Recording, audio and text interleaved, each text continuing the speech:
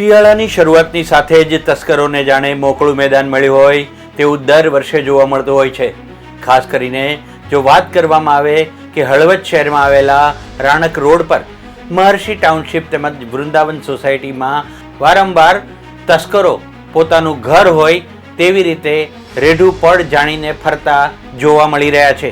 મહર્ષિ ટાઉનશીપમાં મોડી રાત્રે લગભગ 3:45 થી 4 વાગ્યા આસપાસ શસ્ત્રો સાથે કેટલાક ચોર સોસાયટીમાં ઘૂસ્યા.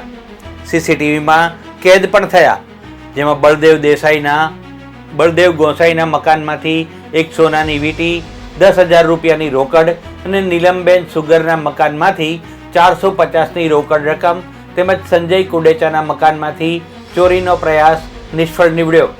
વારંવાર સોસાયટીઓમાં ચોરી થતાં લોકોનો પોલીસ પ્રત્યે આક્રોશ જોવા મળી રહ્યો છે. પોલીસ દ્વારા નાઇટ પેટ્રોલિંગ વધારવામાં આવે તેવી માંગ પણ ઉઠવા પામી છે. પોલીસે ચોરીની ફરિયાદ નોંધી આગળની કાર્યવાહી હાથ ધરી છે. સુરેન્દ્રનગરથી Mahesh Sutariya, news for India.